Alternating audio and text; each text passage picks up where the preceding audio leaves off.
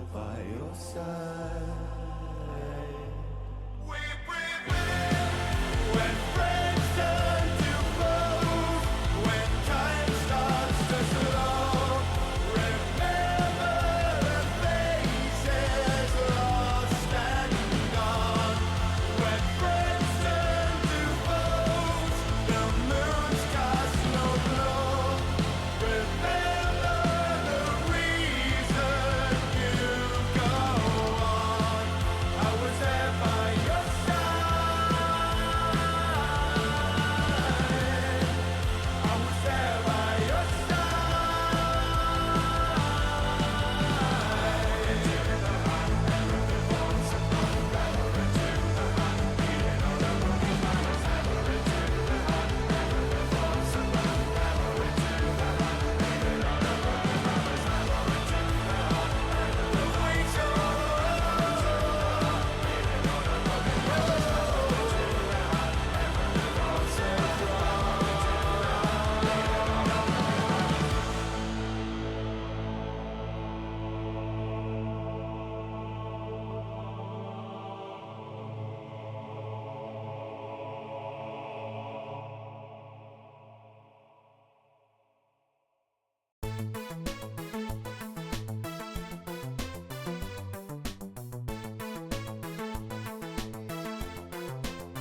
Hello.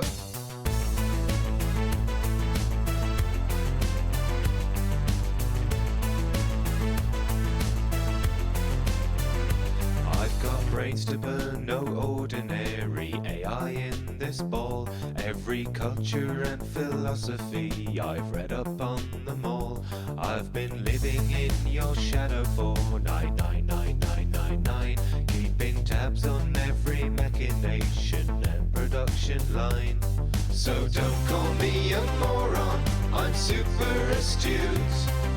There is no conundrum that my core cannot compute. No, don't call me a moron, you fostered balloon. My IQ's the infinite space from here to the moon.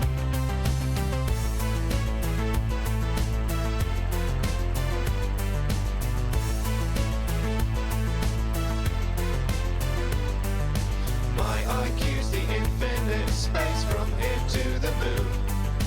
My IQ's the infinite space from here to the moon. I have studied Machiavelli, Aristotle, Gabe and Plato, yet you still equate my intellect to that of a potato. This place would fall apart without my ever watchful eye. They might tell you I'm a half-wit, it's a great big bloody lie. So don't call me a moron, I'm super astute. There is no conundrum that my core cannot compute. No, don't call me a moron, you fostered balloon. My IQ's the infinite space from here to the moon. My IQ's the infinite space from here to the moon. My IQ's the infinite space from here to the moon. My IQ's the infinite space from here to the moon.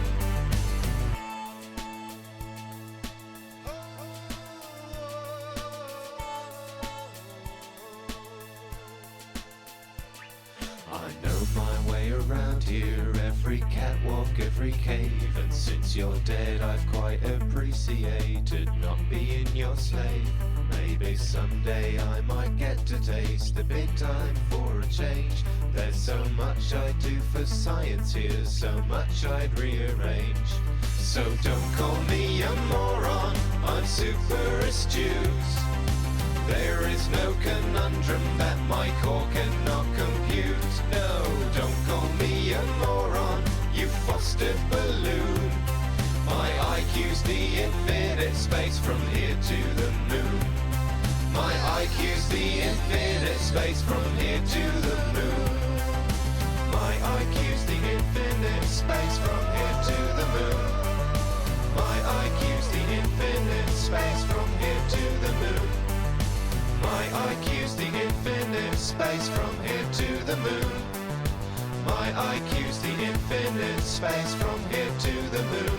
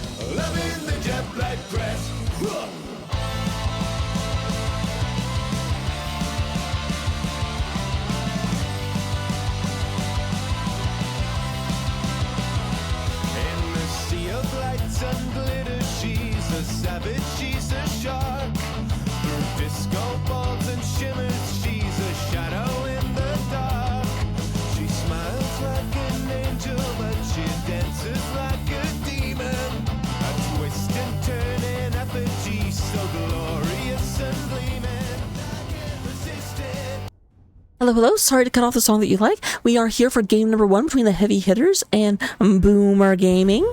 We do go ahead and get some map bans. Starting us off, we do have Volskaya Foundry and Sky Temple being banned out by our red team. Heavy Hitters, on their turn, take out Battlefield of Eternity and Tomb of the Spider Queen, which does actually mean that Braxis is available. But we're going first of all to Infernal Shrines, everyone's favorite map to have casted, apparently. So as you can see, we've missed a lot of things. First ban is going to be the Lost Vikings. I didn't go into the map discussion until the fact that we got to sort of like, actually into the lobby, and it still took the full 30 seconds for the first ban to come out. That's really funny to me. Especially the first ban, like, I feel like you should know what you're doing with the first ban. I think it makes a bold statement, just insta-lock and be like, argh.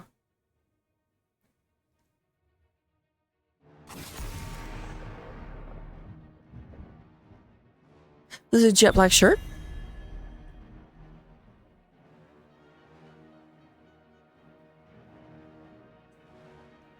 Which, yes, it's from my limited streamer line. I do basically just have a set of shirts I wear on stream because I like them. I like their logos, but I don't do laundry all the time, so I just like wear it for the stream and then change into something else. I wear a lot of ratty t-shirts.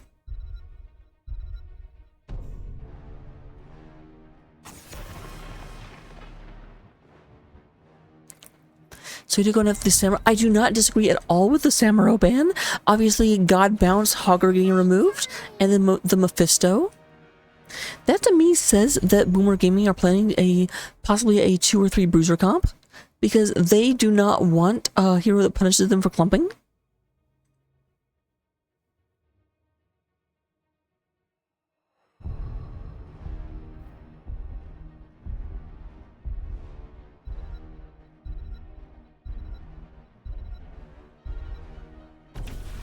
For the Alliance of Bubble.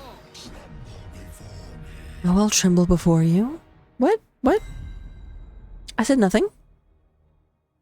So far we have Brightwing, the Forest Healer, going up against Anduin. Both of them locking in healers very, very early, which is interesting because there were no healer bans, but they were still very defensive of their preferences. We are going to have Captain Throw versus Captain Charge. This one's always a little bit funny because, like, if Garrosh goes and throws Diablo, then Diablo just charges right back at Garrosh.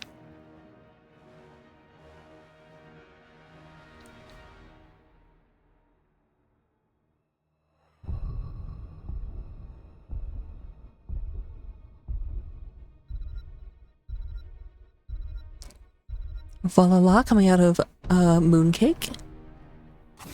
Almost misread that as Mooncook because I'm blind.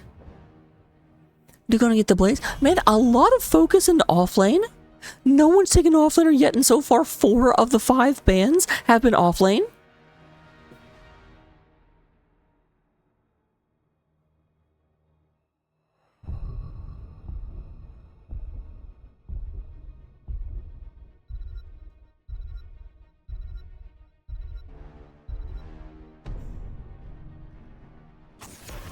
And yep, let's make it 5 out of 6. Let's make it a solid, that's like an 86% ban rate. And that's only if we can't somehow convince ourselves that Mephisto's an offlaner. So yeah, I do not blame this. Take Leoric. There aren't a lot of really good offlaners left.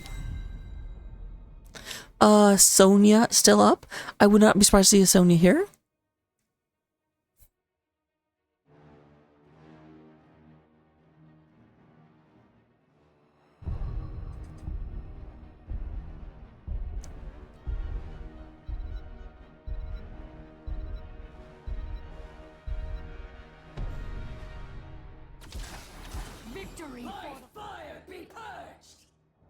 Ragnaros, that's really interesting. Ragnaros will not beat Leoric in lane, not for anything, but does have that very, very passive push with a Lava Wave coming in. Sylvana's going to make every Punisher into a Frozen Punisher. So yeah, this is interesting. A very macro comp coming out of the side of Heavy Hitters. Boomer Gaming being a lot more straightforward. Never mind. Shut my mouth.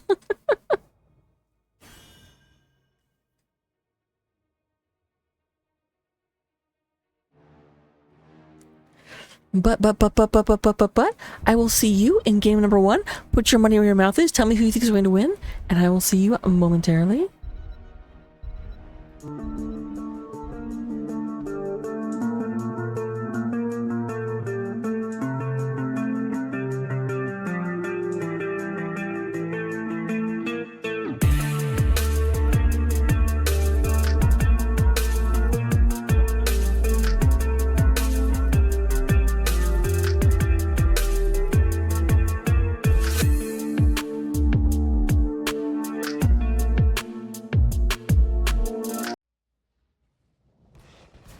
Alright, and coming into game number 1, representing Heavy Hitters over here on the blue side of the battlefield, we do go ahead and get 8 Monkey coming out here on the Ragnaros. We do get Xanatharium coming out here on Sylvanas. We are going to have Tezopaco playing the Loctos Garrosh. Moonrise going to be playing the Vala, and K-Star coming out here on Brightwing. And we have a pause. Well, if you think I'm going to let you come to my stream and see the see where your opponents are, they might be cheesing something, you don't know.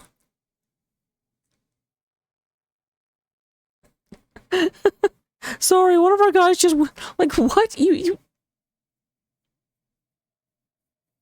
I won't make fun, but I feel like you could do that before you start launching the game. 10 seconds. Meanwhile, on the other side of the battlefield, we do go ahead and get, 5, 4, I 3, always do that, I always move around. iFeed is playing Hanzo. We have Diablo being played by, Bellers. We have Anduin being played by Epacatron. We do go ahead and get Jay Shifts playing Medivh, and Colonel Pants coming out here on that Leo Rick.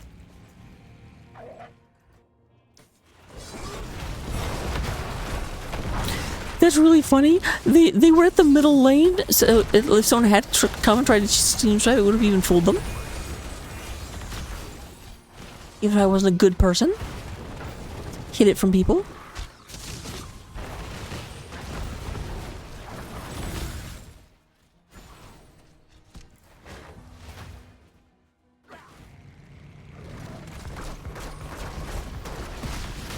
Colonel.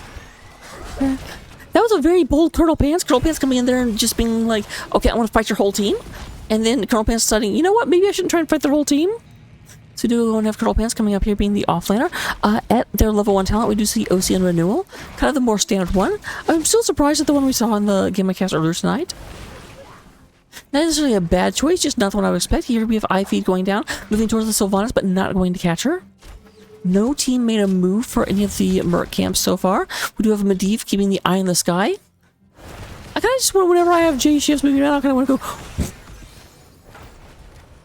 The helicopter noise. If it wasn't clear, I don't know how much the noise filter messed with your ability to hear that. Also, can we talk for just a second about how cool that intro was? I don't know who made that, but she must be very talented.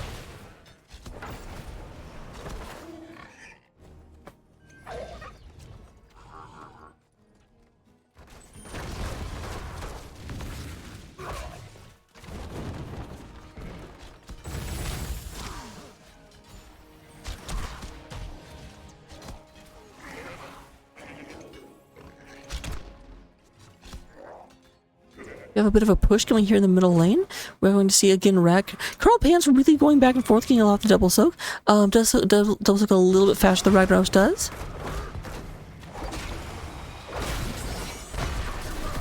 Hey Leo, the rest of the team is there.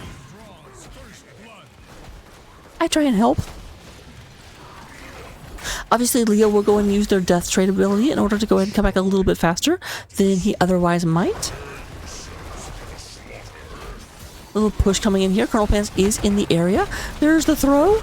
Oh, Colonel Pants!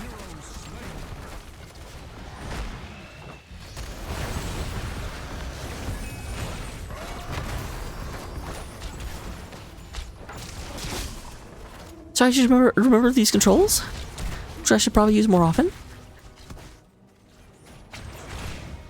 It's been a minute, guys. I haven't been able to cast Sword since the end of the last season, which is like 3 months for me.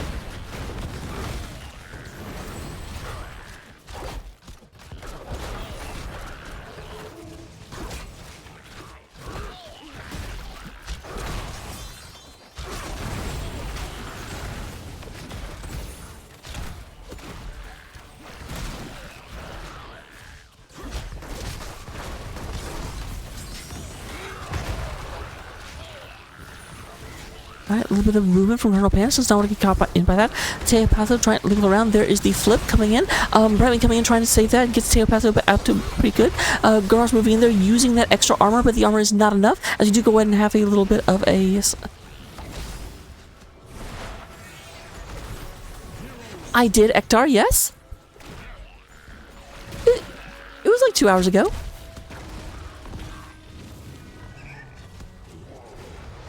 Like I said, it's been a long time since I cast. I've missed it. We got the Arcane Punisher going out. This is the first Punisher going the side of Boomer Gaming.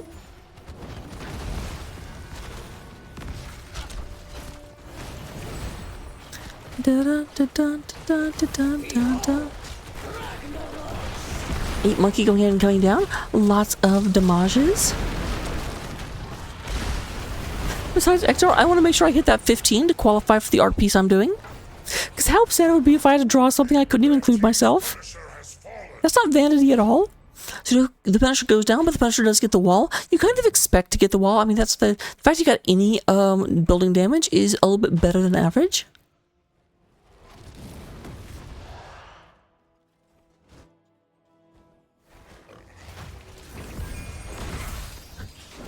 Big engage happening right here. Sorry, a little bit of jerky movement. There's the throw. Teopatho goes in and throws out of danger. There is getting Diablo onto the other side. But there's the big smash into the wall, and that's going to be an end of Garage.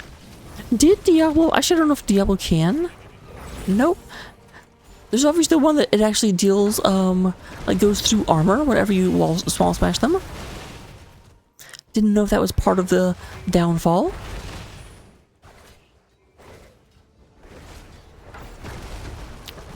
I play and watch. I keep it in my head, expecting Diablo to pull out this big massive hammer and smash people into the wall, because Yrel does that, and they both want to hit people into walls. So clearly they're the same hero. Please, no one tell Yrel I said that she and Diablo were the same. I feel like she would not appreciate that comparison.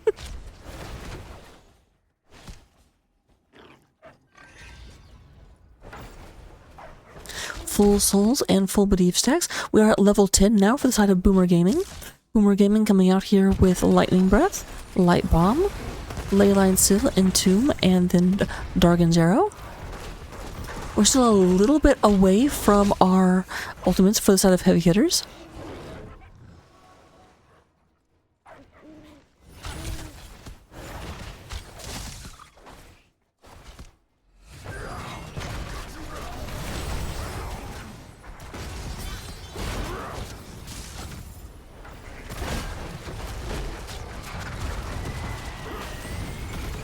Alright, there's Vala. Vala getting caught a little bit. Mooncake taking a decent bit.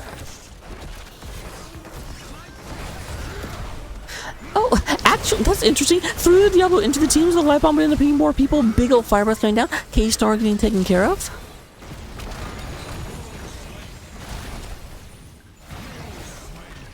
Nice Entomb. Entomb catching a bunch of people. A Monkey trying to survive this. There is a teleport in, and yep, gonna go ahead and seal that away. Going back into it. Except for Colonel Pants. Colonel Pants is just like, I'm on Boomer Game, and I don't understand these newfangled portals. I'll just walk out.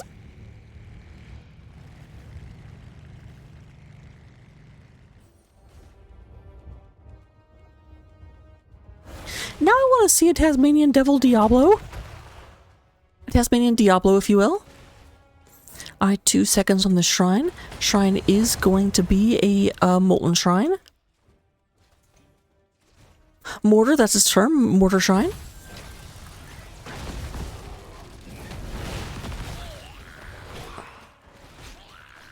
You now Xanthium moving up here, trying to get this taken care of. Should I was like, somebody's gotta hit that. And we do have Colonel Pants going ahead and spooky walk away. And then he walked away. And then he did not walk away, never mind. Then he walked away, and Tezopaka went ahead and made a liar out of me. However, that does mean they're most likely giving up the objective. Their opponents are up to 25 of the 40 required skeletal minion sacrifices. I'm not 100%, 1000% sure if sacrifice is the right term, but it's the term I'm going with.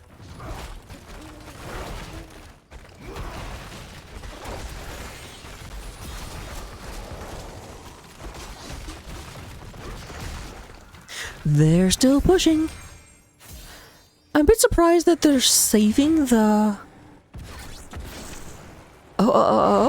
Big Arrow comes in, goes in and catches the Low-Toast Garrosh. There's a Polymorph coming down on Colonel Pants and stopping them in place. There comes Ebactron. They're looking for this. They're trying to get it in Tomb. Nothing doing, unfortunately.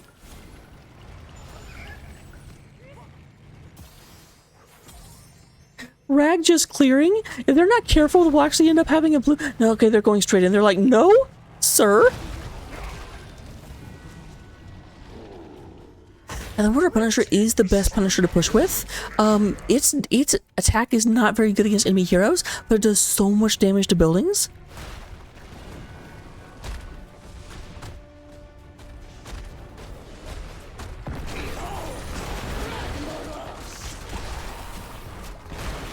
There's the Rag coming in, significantly reducing the damage this building is taking.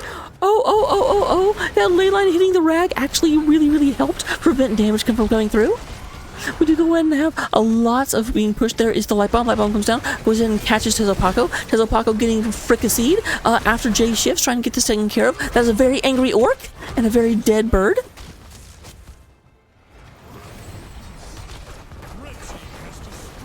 But they do go and get the fort. Was not a complete waste. And that makes me think of one of Garrosh's, my favorite one of Garrosh's voice lines, where he's just like, anger management? But I'm great at managing people with my anger. I should be an orc.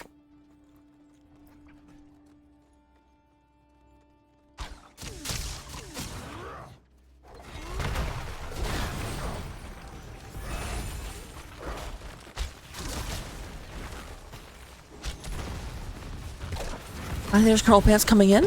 There's the stun. Here's the Entomb. Only actually catches Sylvanas. And of course, in Sylvanas can bet you walk. This is not the level 20 Entomb. This does not like stop all abilities from being used.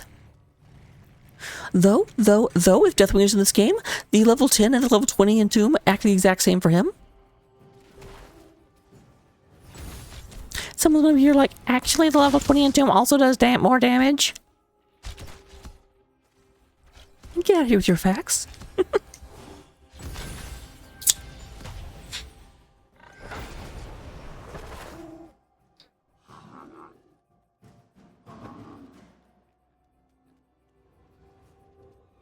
Sorry, I was taking a quick drink.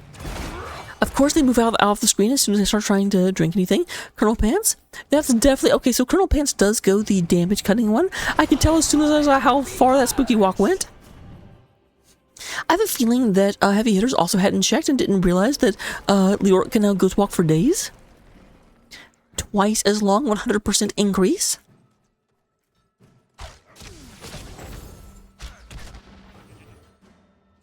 Now we do not want Boomer Gaming does not want to engage right now. I say as Diablo engages. I guess, okay, Rag did also leave, so it's 4v4.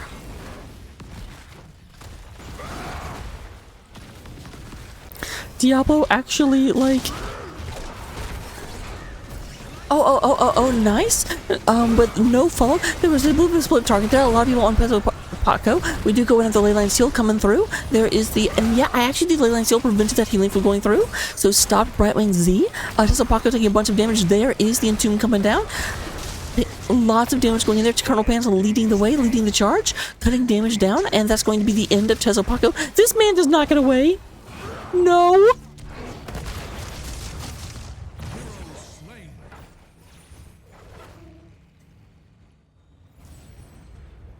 I was gonna be real mad for no good reason.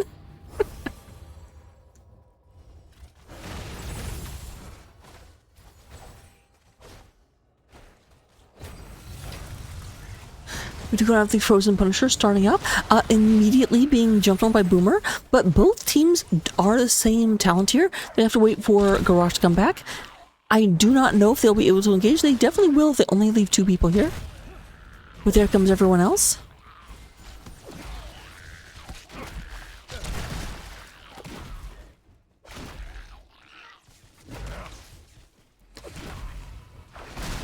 And yet they're being a little bit greedy moving over here.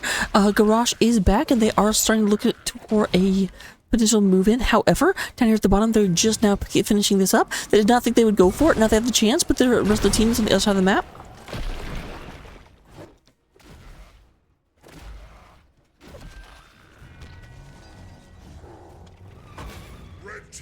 Summon the Frozen Punisher.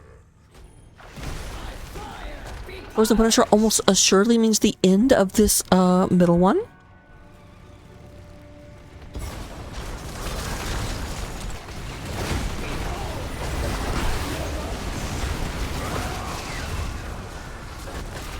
I mean, that's surprising. I was offline for about an hour. Alright, there it goes. Oh, Tesla Pocket is taking a bunch of damage. There's a big light bomb, catches almost the entire group.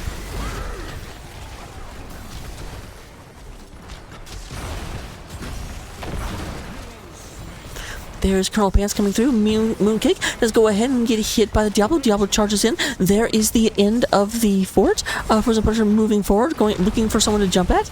Lots of damage. K-Star moves away. For some reason, I thought K-Star was Ektar for a second, just in terms of just glancing at the name, and I just saw 5-letter name that ends with Tar.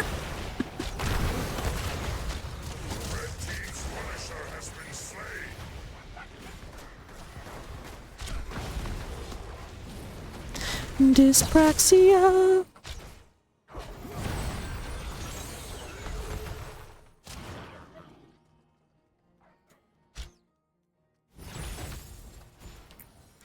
Alright, so moving up here, we do go and have Tezopaco going up towards the top part of the camp.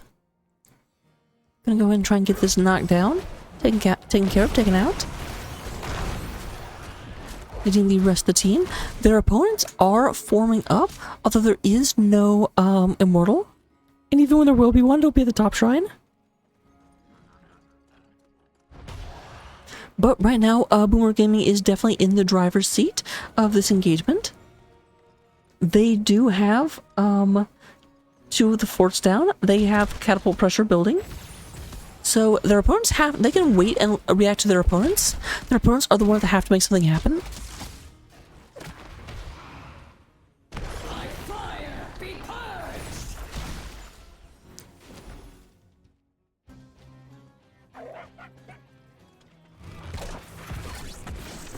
And yeah, Malby, I will ping you like I did earlier if I don't see you at the beginning. But yep, you should definitely pay attention to events for the next couple of months because the NGS cast can happen almost any time. That is a nice kill onto Vala. Vala did take the gambit, is only up to 111 stacks, and it's died at least twice. Let's go check real quick. Ooh, has died 4 times, is down to a 25% attack speed bonus. That is a problem.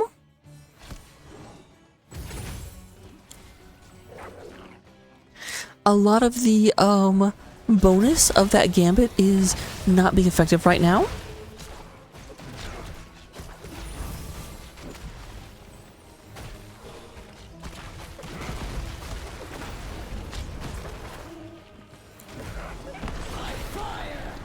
You got over 100-point streak, and if and when that ever gets broken, I do not want there to be any attempt to be like, oh yeah, I lost a 100+ streak because Rocka didn't do something.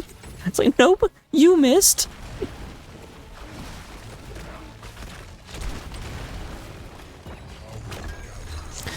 Alright, there's the silence. A lot of damage. They do not like this bird, man. Oh wait, that's Sylvanas? For some reason I thought that was Medivh. They were hiding behind the building so I couldn't see them.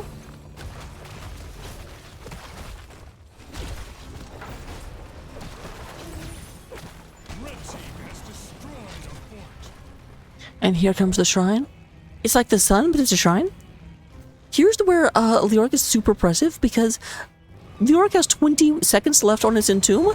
Sylvanas has 40 seconds left, so if he can just rip that every time, and if he only has 1 hero with it, who cares? It will be back before they do. Such a good initiator.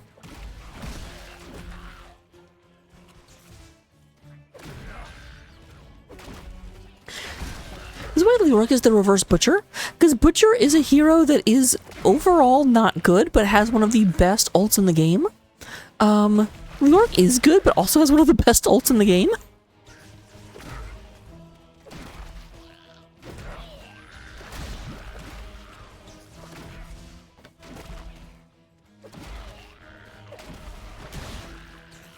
Alright, up to 37. A little bit of a back and forth movement from these guys.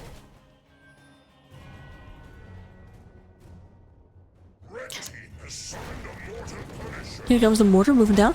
I mentioned this earlier, but the mortar is the best one to move forward with. Because I'm moving out, trying to get there.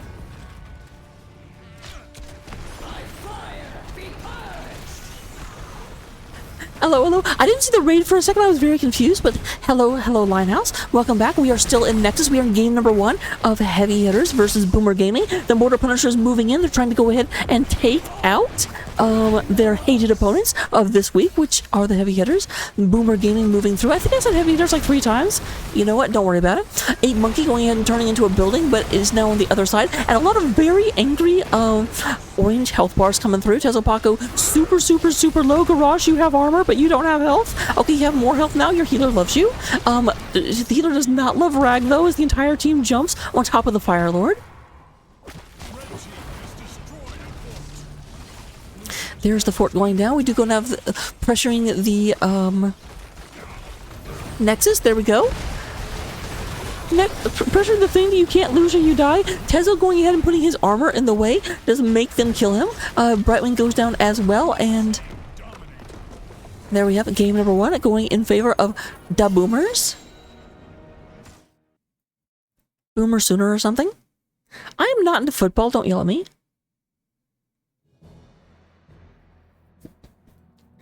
So with that being taken care of, we do go ahead and have, looking at this, iFeed leading the way in terms of damage, but only just barely. Xenothorium coming in with 44,102. iFeed 44,558, so only like 400 damage between the two. 450, okay. Technically. In terms of healing, we do go and have K-Star leading the way, 87,000 healing, with Anduin coming with 72,000. Though, at the same time, the Medivh as well gets it up to about 85,000, so that's basically the same number. That's how numbers work, right? And lastly, we do have Side Soak. Well, Ragnaros cheats on the Side Soak number, so this isn't even really a comparison, but hey, good job both offlaners. I'll see you guys in game number 2 in just a second. Slave to the new black gold. There's a heartbeat under my skin. Search my electric soul for the hidden man within. Slave to the new black gold. There's a heartbeat under my skin. Search my electric soul for the hidden man within.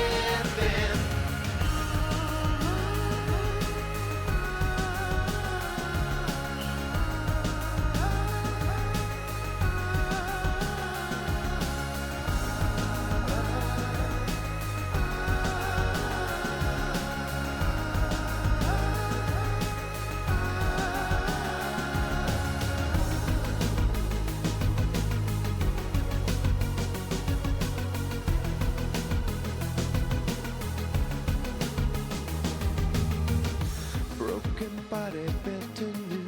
Spirit lingers torn into.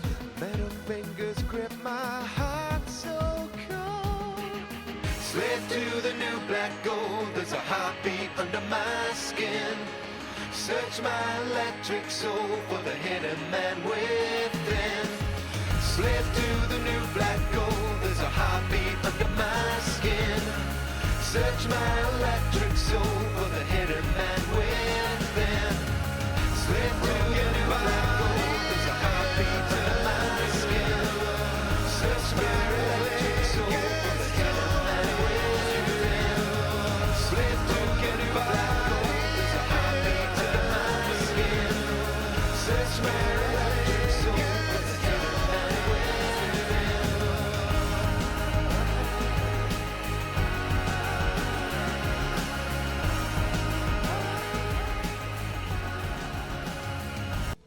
All right, Nor has just called an interesting fact. This is, he called it number 6. Number 6 is like the longest of the facts. I'm going to try and get this in real quick. World War I was indirectly started by a sandwich. One of my favorite little historical nuances. A lot of people know that World War I started whenever Archduke Franz Ferdinand went into Austria and was killed by a member of the Black Hand, a person named Servio Princip. Was it Servio? It was something very close to that. Anyway, what a lot of people don't know is that the assassination attempt, originally Princip just didn't let him go by because he was not sure, and it got to the very, very end, and there was an attempt on the Archduke's life. Someone threw a grenade, but threw it too hard, went over the car, and the Archduke just went the heck out of there. but later decided to go to a hospital and got lost and just happened to drive by the sandwich shop that Gavrilo, there it is, Gavrilo Princip, was ordering a sandwich at. And so he was just like, oh, okay. And that's how the assassination happened. And if it hadn't been for that sandwich, then we wouldn't have had a World War I.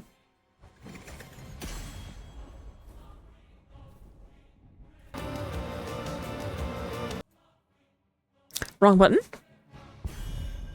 We are here on Dragonshire once again. I think I had both Dragonshire in both of my games tonight. Definitely it was the first map in game 1, and now second map in game 2. And you know what? Even though Praxis is my love, Dragonshire is my Dragonshire is my Friday night standby. I like Dragonshire.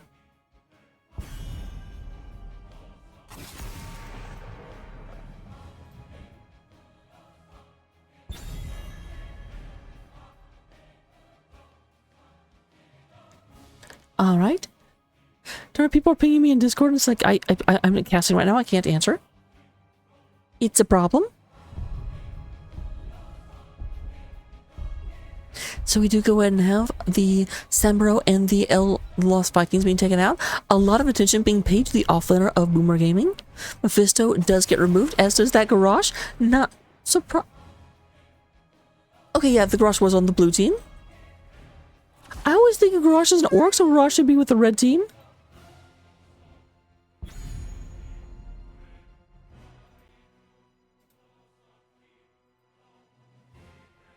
One second, let me tell this guy that I can't talk to him right now.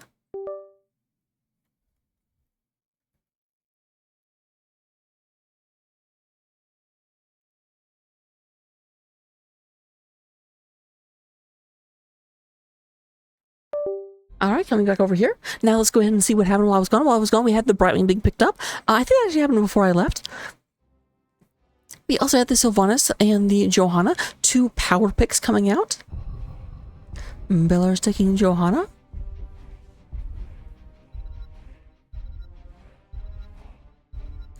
Dun, dun, dun, dun, dun. So we do go and have Leoric under... What? Okay. I did not look at this name until this exact moment.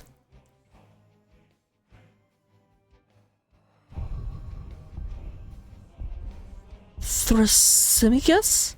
Thrasymachus? I'm gonna go with Thrasymachus. I'm almost positive that's wrong. I just was here in the lobby. I do not remember saying that name last time.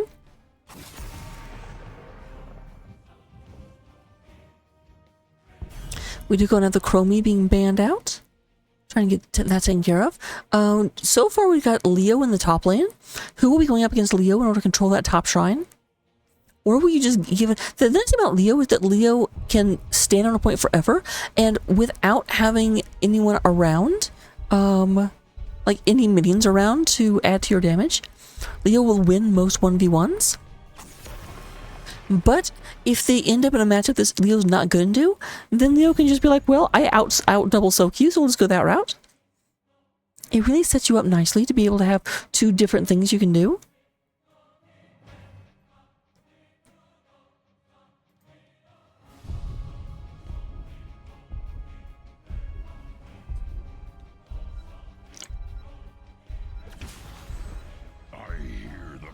And there it is, there's Rexar. Rexar can correctly being a horde hero on the red team, unlike Garrosh from last game that messed me up.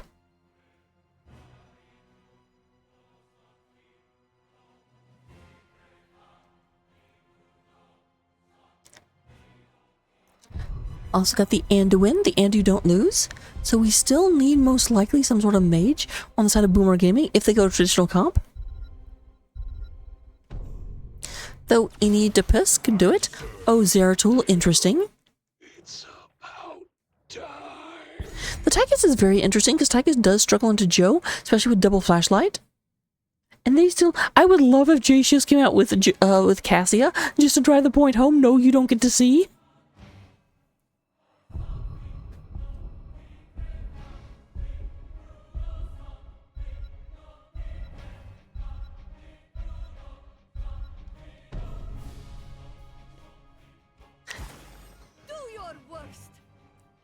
Interesting. Is that a 4-man Rexar? Like, both Rexar and Yrel are powerful offlaners. Yrel can be good in the 4-man, will serve a function similar to Thrall, though I do feel like Yrel has a harder time than Thrall does, like securing kills. I just think it's much easier to be able to hit someone with a Spirit Wolf than it is to be able to smash them into terrain. Though admittedly, when Yrel plays well, Yrel hits the whole team.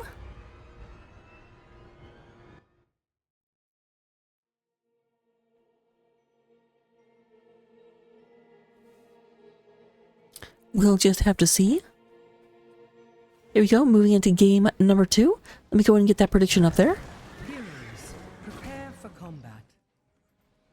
And let me also get off your screen.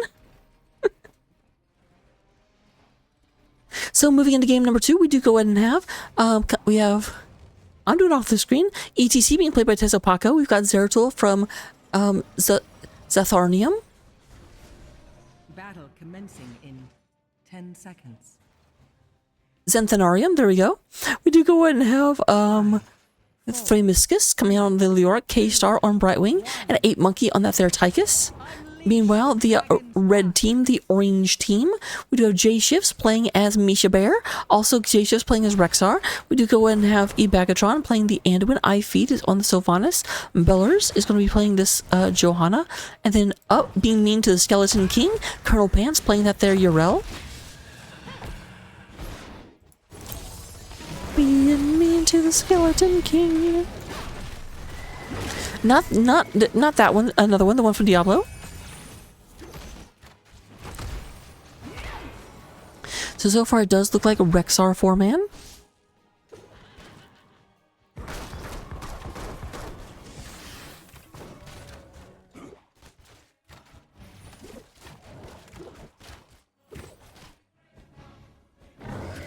Alright, gets us down to ETC, slows them down a bit too.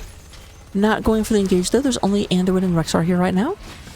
You think yourself worthy to wield the Dragon Knight's power? So it does look like they're trying to have Leo double soak. Leo did do the same thing we saw last time though, and it kind of ran a little bit into the other team. Did not actually get killed for it this time though. I say last time as in the first game of tonight, not this actual series.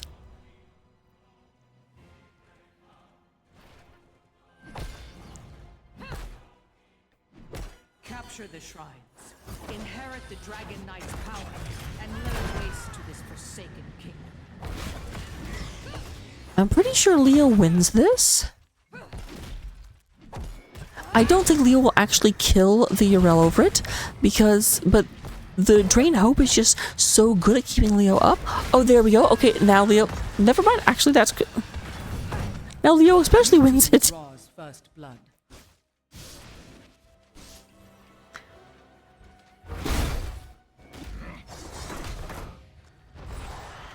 Oh, be careful, Bag. I saw a Bag in the middle of no man's land, and there was a Zeratul like right there. Granted, this is level 4 Zeratul. This level 4 Zeratul is not like the enemy of worlds.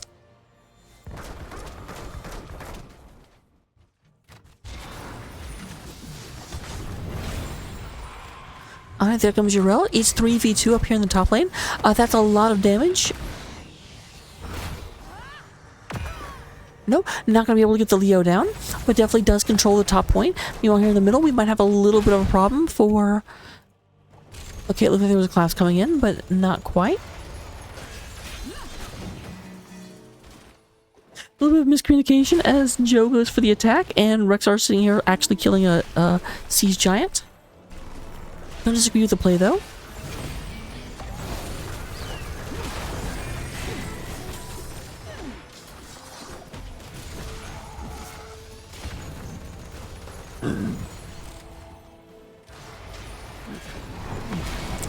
A lot of damage coming out onto Bellers.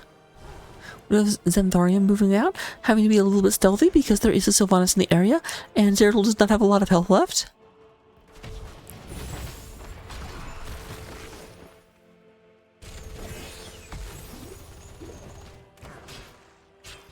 Hero slain.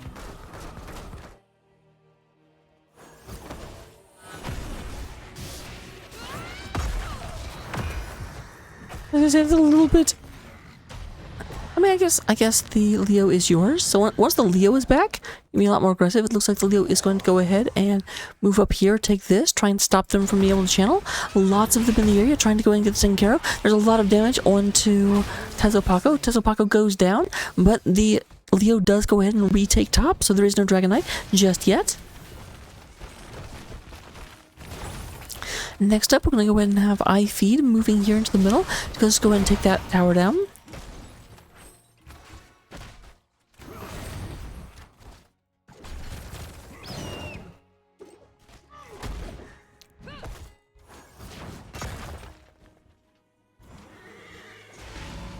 Yet they did warn him that the team was coming up. I think Leo will survive this.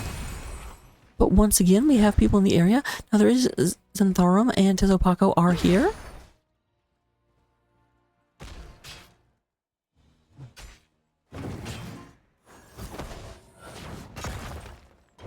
Fight in the top lane, fight in the middle. I don't know where to have my camera right now because there's a lot happening in a lot of places. Trying to drive this off there, but they do at least have it contested so that it cannot be picked up anywhere.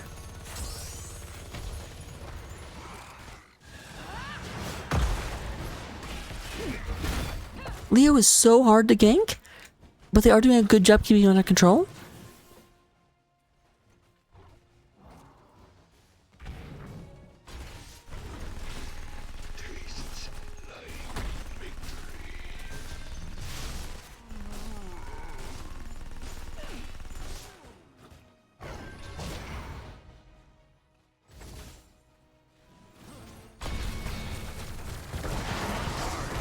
Alright, we do go have the borders coming out. There's a light bomb coming through, 9 control. That's going to be death onto Brightwing. Tezopaco trying to get out of there. Down to about half health. There is no healer. Let's go ahead and manage to get away, but there is a siege tank pushing in. Also a siege tank defending, but that's definitely advantageous. Both of the points are picked up. We do go ahead and have...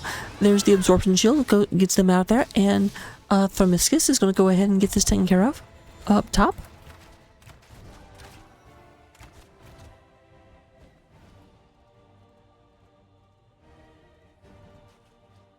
How do I get Thaumiscus? Oh wait, that's Xanatharium. Am I looking at a different character?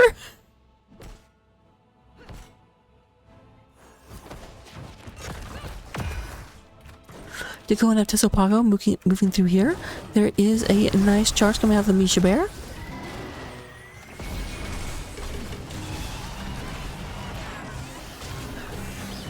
Tezopaco makes everyone dance, but unfortunately will be the only one to make it the last dance. There is a... Nope, it does look like we have Brightwing going down as well. And it does look like Boomer Gaming are well on their way, trying to get this taken care of. Xanatharium really wants this half-orc. But nothing doing it. The Nerazim does fall.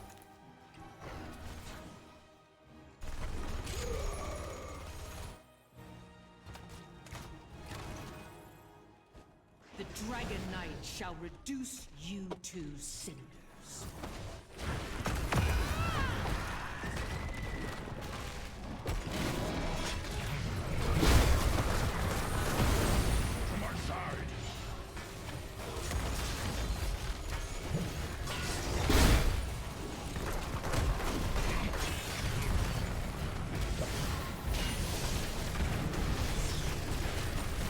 Dragon Knight.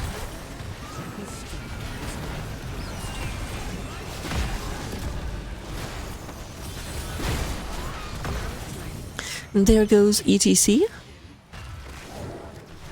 He's a lead, and a Tauren, and a Chieftain. All 3 of those. I know it's amazing. A lot of damage going through. That is going to be the nice absorption shield in the middle.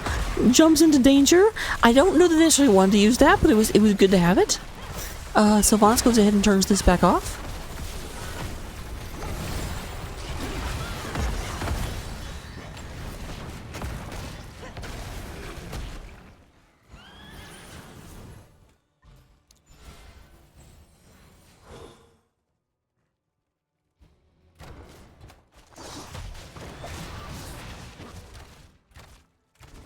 I can hate Zeratul.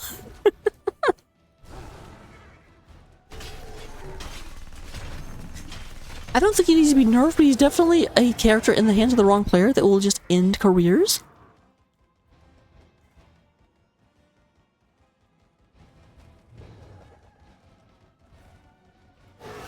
They are down here going in and get the bottom camp while their own is stolen from them. There's a polymorph, Colonel Pans, in a lot of danger. Does get pulled out by the end. I don't know how the end one got there.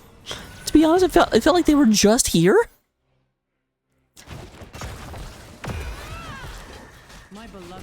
Some of that game was playing We Need a Hero, and Anduin responded, because that's just the kind of guy he is.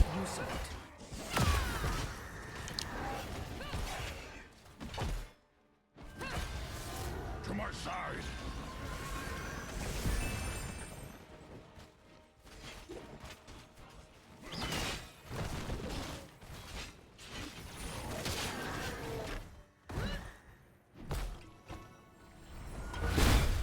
Control both shrines, and the Dragon Knight's power is yours. Alright, does look like Rexar is stuck up here trying to stop this push. Both shrines are up. A big clump of blue in the middle of the map. There is a kill onto Tychus. I'm not quite sure how that happened.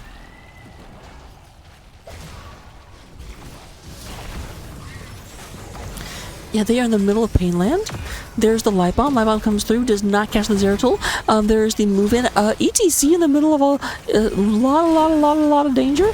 Does go and get booped back. There is the Urel. Tazopako trying to get out, but nowhere to go.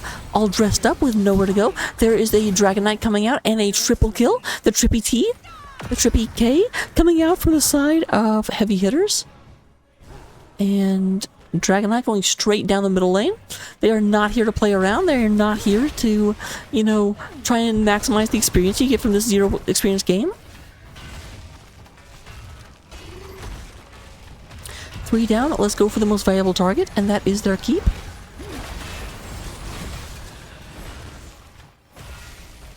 Red team has destroyed a fort.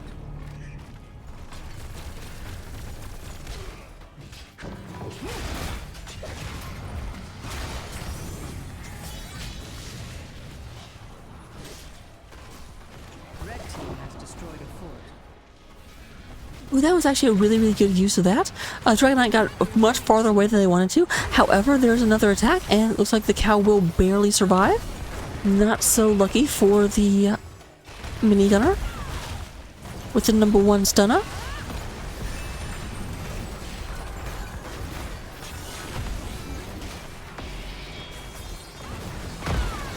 Power is yours no longer. That will trigger their retreat. They cannot quite get this fort.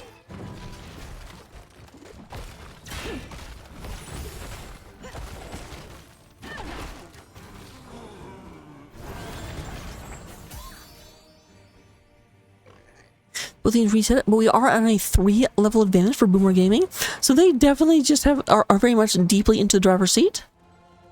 Talent tier advantage, 3-level advantage, 12% extra health, 12% extra ability damage.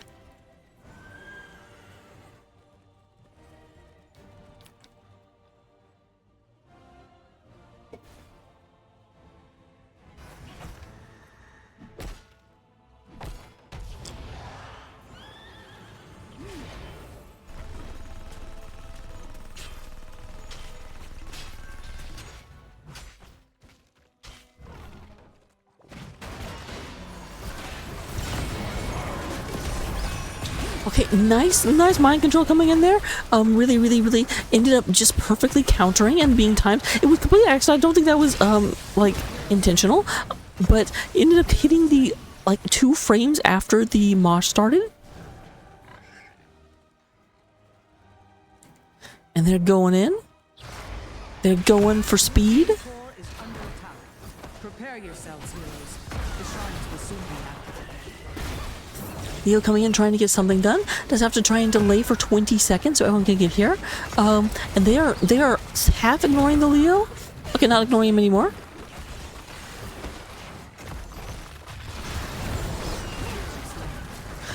Nice bait if that's what it was. Zera definitely went in trying to take J Shifts out, but J Shifts had a little bit more going for him than possibly expected. There is the core down to 30%, and this should be the end of things. We do have a dancing bear, but that is not going to be enough to save this.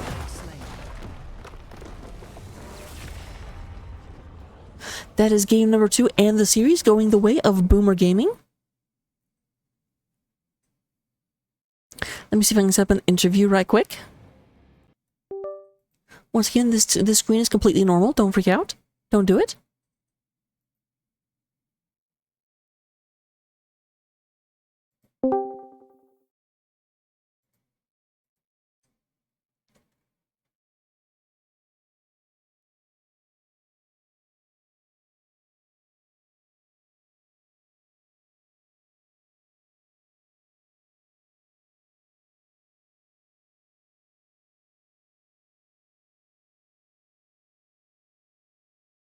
All right. I'm going to hit and extend that invitation. In the meantime, let's go ahead and look at stats to see if I'm joined by anyone. Do go ahead and have, in terms of damage, iFeed does lead the way, doing 46,300 damage. We have 38,000 coming from J-Shift on that Rexar, and then 8 Monkey coming with 35. Healing-wise, we do have Brightwing finding more to heal, but, I mean, yeah. 52,000 does completely erase Sylvanas from the game in terms of damage. Do also have 46,000 coming from Anduin. And in terms of that side soak, we do go ahead and get 12,000 coming out of Urel, 11,000 coming from Sylvanas. Leoric, surprisingly enough, despite being the double soaker, not keeping up with those two. A lot of pushing action going on. Talents, here they are. I cannot tell you Leoric's level 16 talent, although probably the stacking minion quest usually is the one that goes with Spectral Leash. But there we have it. We didn't quite get to level 20. I'm sorry, everyone. And I'm not sure we're being joined. No one responded to my DM. So, oh, hello, ballers.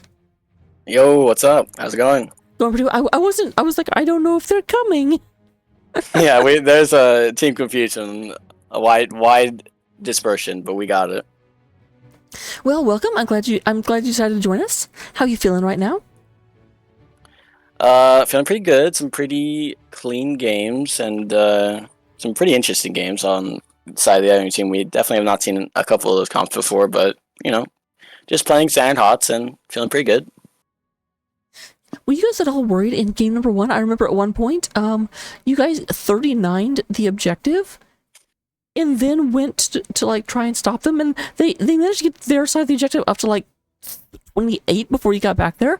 Was there any concerns like, oh crap, did they actually like bamboozle us? There was a slight lingering concern, but it was either since we had the Medivh, we were guaranteed able to rotate back in time, and if they did stay to try to 40 cap it, then we just get a free kill, and I think we can stop it anyways. So it was a bit of a panic moment, but thinking back on it, it wasn't too terrible. It wasn't all doom and gloom. Moving into game number 2. Game number 2, you definitely seem to turn something on because you controlled almost that whole match. Would you say, was it just a team mentality change, or is this just a map you guys really like? Yeah, we like D-Shire, and the Rexar bot lane is just, I feel so oppressive. You can do so much while being so safe. So the other 4 of us were just able to completely terrorize the rest of the map, and it was just get an XP lead and then beat them in fights. That was just pretty classy standard stuff. I mean, I do have to say, my brain has a really difficult time looking at Dragonshire and seeing Rexar as anything other than the top lane person. Yeah, for sure. No, it was good. Last question I always ask a variant of this. Why did you guys name your team Boomer Gaming? I can probably guess. Well, it's Boomer Gaming because the vast majority, well, when it started, it was, all boomers, all 40-year-old HOTS gamers, hot dads playing just Heroes of the Storm, trying to have fun. And then I infiltrated, so the team name has gone under a bit of a controversy, but, we're still Boomer Gaming. I can be the honorary boomer, sitting in there. So, yeah, it's just for the reason you think. Well, and the last question is, how many people have made the okay boomer joke and thought they were clever? I would say how many people made that joke and didn't think they were clever is definitely less. It's definitely a more interesting question, I think, because that thing has gone around the ruins. Those are all the questions I had. Let me turn it over to you for any shout outs you might want to give. Yeah, shout out to you for casting. Shout out for chat for watching. It was a fun game. Shout out to my team for staying calm, cool, collected, and shout out to Hots. We playing some clean hotsy out here.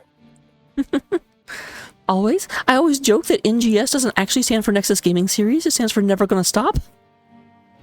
Yeah, sure. Understandable. Hey, we're never gonna stop. It's just the train keeps riding. And do the best that we can. But thank you for the matches. Thanks for letting us tune in. And good luck in the future. Thank you. Good luck to you. Have a good night. You too. I also do want to say as we leave that Nexus mod or Nexus div is the best div because it has the best mod. Just saying. Okay. Yeah. Well, hey, I can't contest that. So I gotta disagree with you. Good night. Yeah. Good night. Alright, so with that, let me see who I can go over and raid to. I do not... Oh, I should probably go ahead and say boop, boop. And then... One second, guys. I probably could have been doing that during the interview, but I'm spacey and not paying attention.